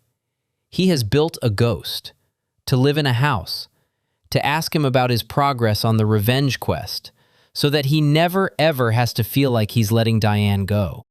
The conversation continues. Diane AI tells him, with this terrifying sweetness, that he always does everything he sets his mind to, except keep his family alive. But, she says, that was hardly his fault. And Rick goes, mute. He tries to mute his dead wife, and she responds instantly. "If I could be muted, I wouldn't be too good at haunting you, would I, you dirty bear?" Dude, I want you to sit. Wait. I want you to... Okay, I'm not going to say it. I almost slipped. I want you to just hear that line again. He built a Diane AI with a pet name, and he programmed it so it cannot be muted, so that it can haunt him forever on purpose. That is the configuration of a man who has decided he is going to suffer for the rest of his life and has scientifically engineered the suffering to be unstoppable, including by himself. The Diane AI is not a comfort tool. It's a self-imposed life sentence. He gave himself a cellmate so he could never get parole. And I genuinely think that line is the most Rick line in the entire show. Build a wife, make her unmutable, call her a pet name, lock yourself in with her forever. Like, who else does that? Only this guy. I've watched this scene like 4 times. I notice something new every time. The way she says, "you dirty bear." The way Rick's face just sort of slumps when she does. He's not surprised, not sad, just tired. He has been doing this conversation with this fake version of his wife for so long that it's just part of his routine. He lives in two houses, the one with Beth and Morty and Jerry, and this one, with a ghost he built, and the ghost is the one that knows him. Meanwhile, in the same episode, Morty also gets snapped back to his original home dimension, and Morty's original home dimension is the Cronenberg dimension, the one from Rick Potion number 9, way back in Season 1, the one our Rick destroyed. Morty learns in this episode that his original dimension is also Rick Prime's home dimension, which means Morty, the Morty we've been watching, is biologically Rick Prime's grandson. Our Rick has been raising Rick Prime's grandkid as bait for Rick Prime. The whole show, this whole time, Morty has not just been bait by accident, he's been the perfect bait. The exact grandson Rick Prime would care about hunting if he ever found out. Morty is, understandably, wrecked. The episode shows him processing this, like just sitting there. The same 1,000-yard stare he had at the dinner table in Season 1 after his Rick buried his own corpse, now with 5 seasons of new context. The episode also has a stinger at the very end. Rick Prime, our Rick's actual nemesis, has also been snapped back to his home dimension by the portal fluid reset, which is the Cronenberg dimension, and he runs into Jerry, the Jerry from that dimension, not our Jerry, the Cronenberg dimension Jerry. And Rick Prime, in the last shot of the episode, just kinda kills him, casually, off screen, because Rick Prime is that guy. He kills Jerry's for fun. That's the Season 6 premiere. The Home Dimension. The Diane AI. The reveal about Morty's biology. The Rick Prime cameo. All of it dropped in one episode. The cover is gone. The grief is open. And the audience now knows that Rick has been living in 2 houses simultaneously for 5 seasons. One with a fake family, one with a fake wife. And that he hasn't been okay for a single second of any of it. Season 6 spends the rest of its run sort of marinating. There are episodes that are pure comedy, like Night Family and Analyze Piss. There are episodes where Jerry, of all people, gets to be the emotional center, which is wild. There's an episode called Bethic Twinstinct, where Beth and Space Beth, the clone from Season 3, end up making out, which is its own whole thing that we are not unpacking here today. The 2 episodes I want to flag from the back half of Season 6 are quick ones, but they matter. Full Meta Jack Rick, Season 6, Episode 8. Another meta episode, like Never Ricking Morty. Rick is, once again, refusing to be in a story, refusing to grow, refusing to be developed. But this time, the show is on his side. The episode treats Rick's refusal to be a character with real sympathy. He's not refusing to grow because he's a jerk. He's refusing because growing means dealing with what he just admitted in Solar Ricks, and he can't. And then, the finale. Rictional Mortpoon's Rickmas Mortcation, Season 6, Episode 10. Rick finds a lab that looks like it might belong to Rick Prime, and he turns to Morty. And for the first time, in clean, direct dialogue, he tells Morty what's happening. He tells Morty he's going hunting. He's going to find Rick Prime and kill him. And he's leaving Morty behind. Because Morty is family, and he won't risk him. That last part, he won't risk Morty, is brand new. The whole show up to that moment, Morty has been a tool, a shield, a piece of bait. Suddenly, Rick is calling him family and refusing to use him. The revenge quest is no longer a secret. It is the stated purpose of his life. And Morty is, for the first time, explicitly out of it. That's the setup for Season 7. Season 7 is the catharsis, or what looks like catharsis from a distance. The season opens with How Poopy Got His Poop Back. Season 7, Episode 1. This is a bird-person, squanchy, gearhead reunion episode. Mr. Poopy Butthole is in a depression spiral. He's been drinking heavily. He's wrecked. And Rick, the same Rick we have spent 7 seasons watching avoid emotional labor at all costs, rallies the old gang. He drives across the multiverse. He puts the band back together. He helps his friend. This is new. Rick is the support system here. He is the one doing the work. He is the one showing up. The show is establishing very gently that Rick has actually changed at least a little since the cover blew. He still drinks, he still avoids therapy, but he will show up for a friend in crisis now. He didn't do that in season 1. He didn't do that in season 3. He's doing it now. A few episodes later, in The Jarek Trap, season 7, episode 2, the show does the thing nobody saw coming. Rick and Jerry get fused into a single hybrid being called Jericho. And while they're fused, they admit to each other that the contempt between them has always been mostly performative. Rick admits that when he calls Jerry a useless idiot, he doesn't always mean it. Jerry tells Rick that Rick is the closest thing Jerry has to a friend. The episode ends with them being separated and immediately resuming the bickering. But we know now. The audience and Rick both know. The contempt is a costume. They love each other. They're never going to say it directly, but it's there. Season 7 also brings back Doctor Wong. Air Force Wong. Season 7, Episode 5. She tries to get Rick into therapy again. He still won't go. 6 years after the Pickle Rick monologue. Same dodge. He has not done the work. He has just gotten quieter about not doing it, which is, in its own depressing way, progress. The new Rick acknowledges that he should be in therapy. The old Rick wouldn't have admitted that. He just won't actually go. Then, Episode 6, Unmortrican. Season 7, Episode 6, the big one. The episode the entire show has been building towards since Season 5. Maybe since Season 1. Rick teams up with Evil Morty. Yes, Evil Morty. The guy from outside the central finite curve. Evil Morty has tracked down Rick Prime. He has located the actual lab where Rick Prime is hiding. And he comes to our Rick, not as an ally exactly, but as a partner of convenience. They both want Rick Prime gone, for different reasons. They go in together. Evil Morty handles the tech side. He stuns Rick Prime. He destroys the Omega device blueprints. And then he just leaves.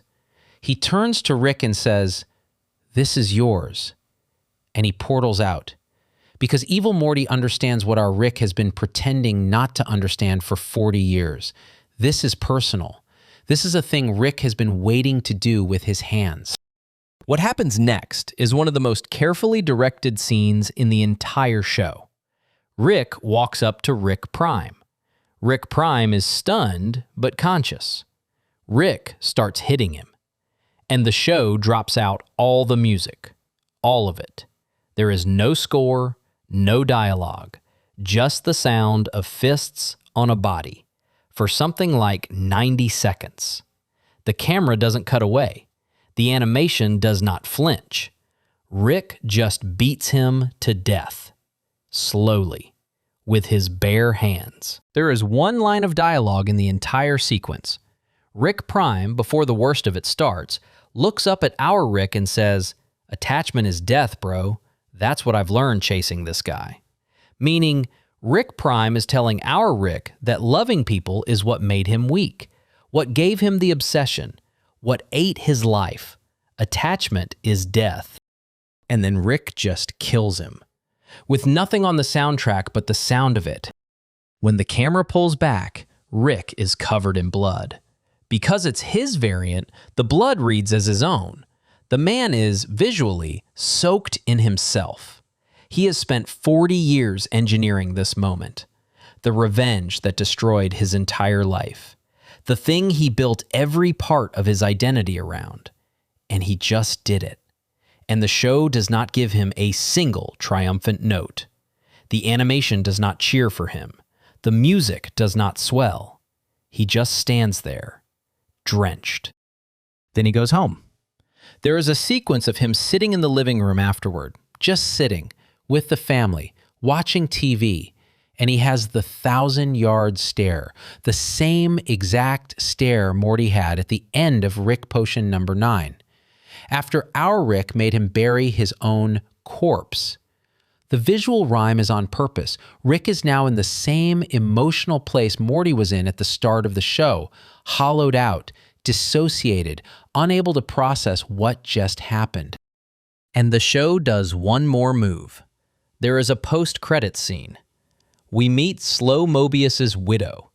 Slow Mobius is a minor recurring character, a time control guy, and his wife died recently. The episode shows her starting a revenge quest of her own. She picks up a weapon. She trains. She gets ready to hunt. And then we get a montage of her deciding very quickly that revenge isn't the answer. She falls in love with someone new. She remarries. She has children. She lives a full life. In the span of maybe 2 minutes of screen time, she walks the entire path our Rick spent 40 years on, and she gets off it in week 1. Slow Mobius's widow lived a full life in the time it took our Rick to kill one guy. That's the joke. That's the punchline. That's the show in 2 minutes, showing Rick everything he could have had if he'd been able to choose anything other than vengeance. I had to pause the episode after that stinger, because the show was telling Rick point blank, in the most surgical possible way, that his entire adult life was a waste. That the answer was right there. Other people figure this out. Other people grieve and rebuild. He chose not to, and his choice cost him 40 years he could have been alive in. And the show is patient enough, by the way, to know that Rick can't process this in episode 6. He can't deal with what he just did. He can't deal with the realization that comes after. So the rest of season 7 is Rick wandering around the wreckage. Episode 8 is That's Amorte, the horrifying spaghetti episode, where Rick's favorite food turns out to be reconstituted bodies of human suicide victims from another dimension. The episode is pitch black. Morty is devastated. Rick just kind of shrugs through it. The show is making a point. Rick's coping mechanism, which is to make every horror absurd, has real victims now. He can't joke his way out of grief anymore. The jokes are starting to land on actual bodies. And then, the moment I want to spend real time on. Episode 9, Fear No Mort. Season 7, Episode 9, the Fear Hole episode. Quick setup. There is a hole, the fear hole. It shows you your greatest fear, and you have to face it, and then you come out the other side. Morty pushes Rick toward it, somewhat by accident. Rick goes in, and inside, the fear hole gives him Diane, alive, sitting with him, talking to him, the full Diane experience. And it should be perfect. It should be the catharsis. But every time we cut back to Rick inside the hole, he looks worse. He looks emaciated, sick. His skin is changing color. The show is telling us, visually, that this is not healing him. Being with Diane, even fake Diane, is somehow making him worse. The fear hole eventually delivers its diagnosis. At one point, Rick says to Diane, "I think my greatest fear is letting you go." But the actual reveal, the line that has stayed with me since this episode aired, is delivered by the demon that runs the fear hole. It tells Rick, basically, that Rick is going to die before he ever accepts happiness. That accepting happiness is the one thing Rick cannot allow himself to do. Because here's the diagnosis, and this is the thing that's going to stay with you. The thing the fear hole figured out about Rick that no other character ever has. Rick's deepest fear is not Diane's loss. He has lived with Diane's loss for 40 years. He's used to it. He's built his whole life around it. Rick's deepest fear is the possibility of being happy after her. You ever known anybody like that? Somebody who's so attached to their grief that getting better would feel like cheating on the person they lost? because Rick is the platonic ideal of that. If he were ever happy again, if he ever let himself just be okay, then that would mean Diane's death was something a person could survive. It would mean she wasn't actually the end of his world. It would mean she was, in some technical sense, not as important as he had made her. He has spent 40 years insisting that losing Diane was unsurvivable. If he survives it, the entire monument to her he has built inside himself collapses. So he can't survive it.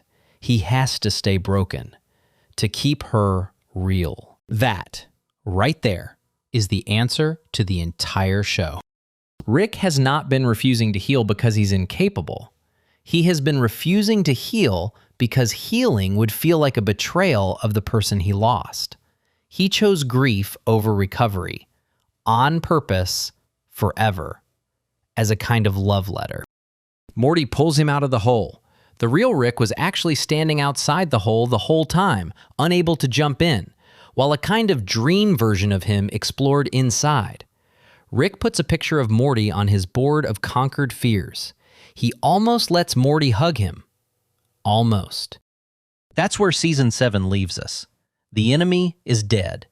The Diane question is fully named for the first time. Rick has finally heard, out loud, why he can't be happy. He is 1 inch away from being able to actually try. And Season 8 is the season where he tries. But before we get to Season 8, I just want to mark this for you. Because we're about to land the plane, we started this video with Rick alone in a garage, pointing a death ray at his own head. We are now at the point in the show where Rick has in fact taken his shot, killed his enemy, and found out the death ray would not have helped. The thing he thought was killing him, it was never Rick Prime. The thing killing him was the part of himself that refused to let her go. And nobody told him that until Season 7. In Season 8, somebody finally does. Let's finish this. Okay, Season 8, The Landing. This is the season that, when the showrunner Scott Marder was asked what it was about, he basically said it was about Rick figuring out how to be in his family's life for real, now that he wasn't in their life as a cover story for hunting Rick Prime. Which is, when you really think about that sentence, the bleakest possible setup for a comedy season. The premise of Season 8 is this guy spent 40 years using his family as bait. The bait worked, the enemy is dead, and now he has to figure out how to actually love them from scratch with no playbook. I'm not going to lie. When I heard that going in, I was skeptical. Because Rick and Morty has a long history of teasing growth and then yanking it back. Every time the show gets close to letting Rick change, it reaches for the meta button and reminds us this is a comedy. Nothing matters. Get back in your chairs. Even after the Fear Hole episode, I had my guard up. I assumed Season 8 was going to be more of the same. Mid-episodes, a few good ones, a regression somewhere in the back half. Yeah, I was wrong about that too. Season 8 is hands down the most consistent emotional arc the show has ever pulled off. Not every episode is a banger. Some of the middle stretch is filler, but the arc from episode 1 to episode 10 is the cleanest line Rick has ever walked. And it ends in the single best Rick scene the show has ever made. I will fight anyone who disagrees with me on that. Let me walk you through it. Season 8 opens with Summer of All Fears, episode 1. And this is classic cruel Rick. Summer and Morty steal a phone charger, and to punish them, Rick puts them into a 17-year simulated reality, a whole second life. They live an entire alternate version of their teens through 20s inside Rick's machine. Summer comes out as a tech CEO. Morty comes out as a PTSD-racked war veteran who was used as cannon fodder in some lithium war and resurrected and killed over and over. It is, on the surface, Season 1 Rick. Cruel for the bit. Pure ego punishment. The episode could have aired in 2014. But the show is doing something specific here. The episode's actual emotional beat is Morty refusing to erase a tattoo he got inside the simulation. He has a tattoo from a friend who only existed inside the Matrix, and he wants to keep it. And Rick, the new Rick, after fighting him about it, just kind of lets him. He says he can't erase it. He promised an old friend he wouldn't. The line is throwaway. Nobody talks about it. But it's the show putting up a flag. This Rick, the season 8 Rick, will hurt his grandson out of habit. But when his grandson asks for a piece of himself back, Rick gives it to him. Without explanation, without a joke. That is brand new. Episode 2 is where the season really starts. Valkyric. Season 8, Episode 2. And this is the episode that I think most viewers underrated when it aired, but it's actually one of the most important episodes in the entire show. Space Beth, the clone of Beth from Season 3 who chose to go adventure in space, is in trouble. She's isolated, she needs help, and she calls Rick. Not Beth, not Jerry, Rick. The guy who, in Season 3, made the clone specifically so he wouldn't have to know which Beth was which. The guy who deliberately gave up the ability to tell his real daughter from a copy. Rick drops everything and goes. He doesn't hesitate. He goes to a bird-person bar mid-mission to talk through what fatherhood means with his best friend. And then he willingly exposes himself to a mutagenic virus to cure her. He could die. He chooses to risk it. For the clone of his daughter. The clone he had previously refused to acknowledge. And he says the line, which is small, but is doing massive work. He looks at Space Beth and says, "You're my daughter, probably." Probably. That's the joke. That's still Rick Sanchez. He can't quite say it clean. He has to hedge. But the word doing the load-bearing work in that sentence is daughter. He just claimed her, out loud. Both of them. Both Beths. Without needing to know which one is original. In Season 3, he scientifically engineered his way out of being a father. In Season 8, Episode 2, he just decides he is one. Twice. To both of them. Even though one is biologically not his, and the other is a clone of someone who is also not his original daughter. The whole season is doing this. It's giving Rick small chances to make the choice the old Rick would have ducked. And it's having him make it, quietly, without speeches. Episode 5. Cryomort, a Rickver. Rick and Morty are posing as a rich kid and his grandpa on a generation ship, and while running the con, Rick gets genuinely charmed by the fictional kid's loving parents. Like, charmed in a sincere way. And in the middle of the episode, completely out of nowhere, Rick tells Morty something he has never told anyone in the entire show. He tells Morty he had a lonely childhood. He tells Morty he didn't get a lot of love growing up. He tells Morty that's part of why he latched onto a replacement family in the first place. The Diane grief is one layer of why Rick is Rick. But there's another layer underneath, and it's that he was already lonely before Diane. Diane was the first time he wasn't lonely. Losing her wasn't just losing his wife. It was losing the only time in his life he had ever felt like a person. And then Rick apologizes to Morty. Apologizes. Like, actually says he's sorry for something he did. Not ironically, not as a setup, just a clean apology in the middle of a goofy con man episode while wearing a fake mustache. People who have been watching the show since the pilot were like, hold up, did Rick just say sorry? Like, sorry? With no asterisk? Yeah, he did. And it's the first time in 8 seasons. Episode 6 is the one I want to spend the most time on because it's the one that broke me. The Corictious Case of Bethjamin Button, Season 8, Episode 6. Both Beths, our Beth and Space Beth, accidentally de-age themselves to about 10 years old. They're now child versions of Beth, and the episode is mostly comedic. 2 10-year-old Beths running around the house, booby-trapping it, being feral. But about 2/3 through, Rick gets caught in their booby traps.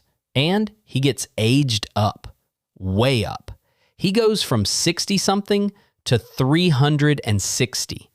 And while he is dying on the floor of his garage, 360 years old, and physically falling apart, both child Beths beat him unconscious, out of rage, out of grief, out of decades of stored up anger about being abandoned.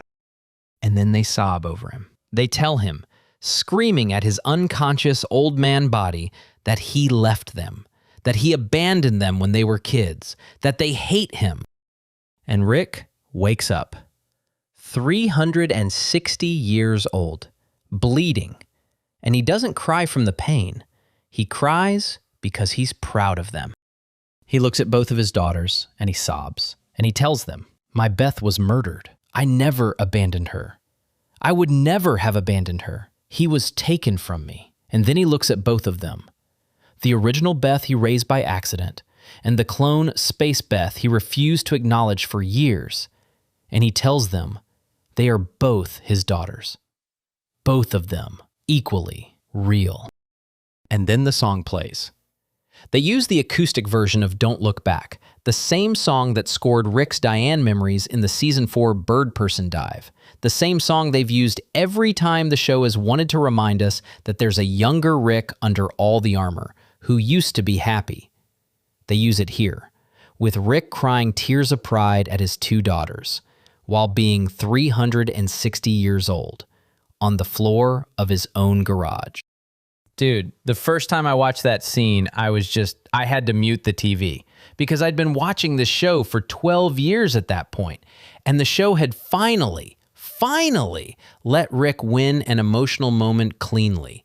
No deflection, no undercut joke, no wubba-lubba-dub-dub at the end to pull the punch. Just Rick crying because his daughters are mad at him for not being there, and Rick being proud of them for being mad enough to say it. That's the moment the season turns. The Fear Hole told us in Season 7 that Rick's deepest fear was being happy after Diane.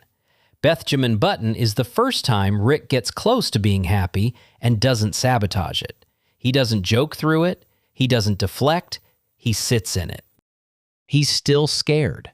The show makes it clear he's still scared. But the armor is no longer automatic. Episode 8. No Mortland. Quick one, but I love it.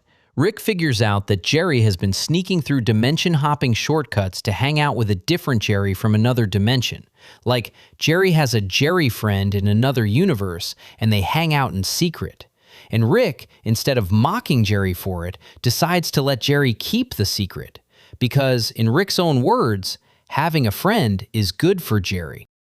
The stinger of the episode is Rick and Jerry sitting on the couch together, naked, for reasons that don't matter, watching trash TV, both clearly comfortable, both clearly fine. The same two characters who, in Season 1, could not be in a room together without Rick projectile insulting Jerry, are now naked on a couch watching reality television in companionable silence. 8 seasons. 8 whole seasons. To get those two guys naked on a couch as friends. The show, on purpose, refusing to make it weird, refusing to undercut it, just letting them have it. And then, the finale. Episode 10, Hot Rick. Season 8, Episode 10. I'm going to try to walk this carefully because there's a lot in this episode and I want to do it justice. The setup. Rick is now dating Bug Ann.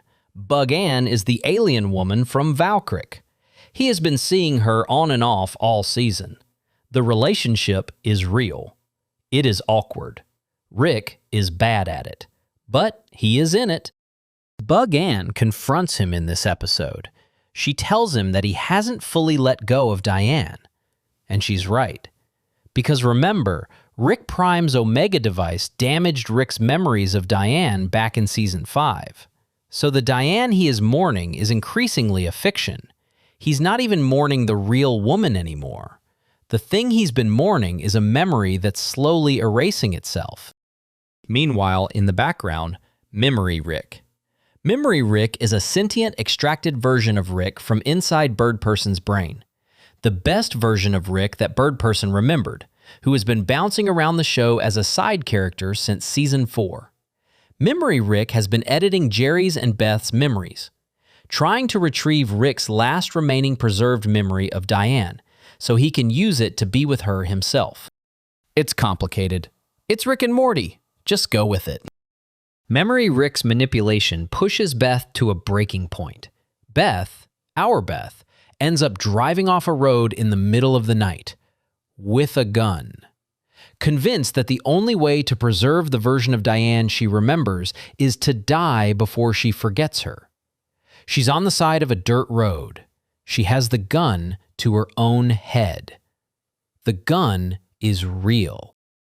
Rick gets there, pulls up, gets out of the car, walks toward her slowly, and he says, "I wasn't there for you, but I am now." 8 words. That is the line. Beth lowers the gun. Rick holds her. He sedates her carefully so he can fix what Memory Rick did to her mind. He tells her that Diane loved her. He tells her that memories are always skewed versions of reality.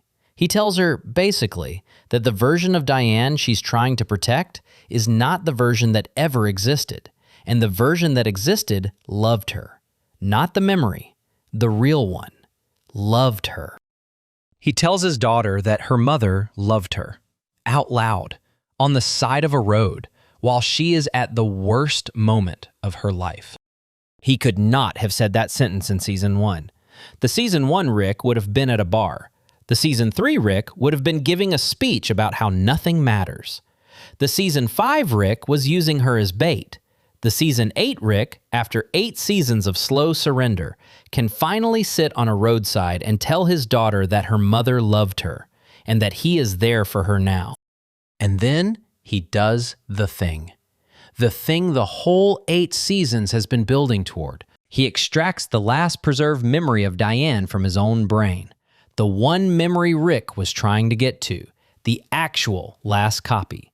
And he decides, instead of deleting it, instead of using it himself, instead of any version of keeping it, to put Memory Rick and Memory Diane together in their own pocket-sized reality, like an ant farm, a sealed universe, where the two of them can live together with each other forever. He builds them a snow globe, and he puts a copy of himself and a copy of Diane inside it, and he ejects the snow globe into space. He gives a version of himself the happy ending he cannot let himself have. And then, the last scene of the season, Rick pulls out his phone. He pulls up his text thread with Bug Ann. He types one word. "Hey." He sends it. Acoustic Don't Look Back plays one more time. Diane's version, the version that has scored every single Rick grief beat in the show since season 4. And it plays over a shot of Rick, alone, texting an alien bug woman. The word, hey. That's the season. That's where we leave him. I want to flag what just happened, because I don't think viewers fully clocked it on first watch. The Rick of season 1 would have, no question, killed Memory Rick rather than let any copy of himself be with Diane. The Rick of season 3 would have absorbed the memory back into himself and stored it somewhere uncrackable. The Rick of season 5 would have used the memory as a weapon. The Rick of season 8 builds Memory Rick a happy little universe with a copy of his dead wife in it, sends them off, and texts somebody new. He shares Diane with himself. He gives her up. He gives a copy of himself the win. That is, in the most literal possible sense, the opposite of the man we met in 2013. The man we met in 2013 buried his own corpse in the backyard to avoid responsibility. The man we leave in 2025 builds a sealed universe of a happy version of his old life, so he can finally try to live in the new one. He hasn't healed, let's be clear. He's still drinking, still avoiding Doctor Wong, still capable of cruelty. The Summer of All Fears episode, in episode 1 of this same season, had him torturing his grandson in a matrix for stealing a phone charger. he is not a healed person, but he has stopped actively preferring damage. And for a character who built his entire identity around actively preferring damage, that is the whole arc. That is the full multiverse worth of movement. So, where are we? Halfway through the credits of Season 8, looking at our Rick, sitting alone with a phone, sending the word hey to a bug woman he might be falling for. With a memory Rick and a memory Diane drifting through space inside an ant farm he built specifically because he couldn't let his other self suffer the way he had to. I genuinely think that ending is one of the most precise things the show has ever done. Because it does not say he's fixed. It doesn't even say he's gonna be fixed. It just says he stopped insisting on being broken. He let a copy of himself have what he can't have. He sent a text. He's gonna try. For a character whose entire arc has been refusing to try, sending the word hey is the entire victory. It's a small victory, just a victory, period. After 8 seasons, after 40 years of in-show time, after a death ray in a garage and a singing toilet chorus and a silent fistfight and a fear hole, the man finally typed hey to somebody new. And that, weirdly, is the most hopeful ending Rick and Morty has ever attempted. Not because Rick is fixed. The reason it's hopeful is because for the first time, he's no longer pretending he doesn't want to be. That's the arc. That's the whole thing. 8 seasons. The slowest collapse of a 40-year lie in the history of animation. From the guy who burped through his daughter's wedding, to the guy who sends a copy of his dead wife into space so a copy of himself can have her. And now the channel voice outro. Look, I don't know about you guys, but I'm sitting here at the end of this 90-minute video about a cartoon, and I'm a little wrecked. Because Rick Sanchez is, as much as it pains me to say it about an animated science guy who burps, one of the most carefully built characters in any medium I can think of. And the writers have been so quietly, so deliberately patient with him that you can watch the whole show and miss the arc entirely if you're not paying attention. Some of you watching this video have been Rick and Morty fans since 2013. Some of you are going to watch this and go back and re-watch the show from scratch. Both responses are correct. What I want to know in the comments is this. What was the moment for you? What was the moment in Rick's 8-season arc that hit you the hardest? Was it autoerotic assimilation, Wubba Lubba Dub Dub, the Toilet Planet chorus, or maybe the Diane AI, or the silent fist sequence? Bethjamin Button on the garage floor, the text to Bug Ann? Genuinely, I want to know. Drop it in the comments. I read them, and I love seeing what different scenes hit different people. We've all been carrying different parts of this show around with us for years. If you made it all the way to the end of a 90-minute video about a Rick and Morty character arc, you are exactly my kind of weirdo, and I love you for it. Hit subscribe if you haven't yet. I do these long-form deep dives on Rick and Morty, BoJack, Severance, all the shows that hide their best work in plain sight.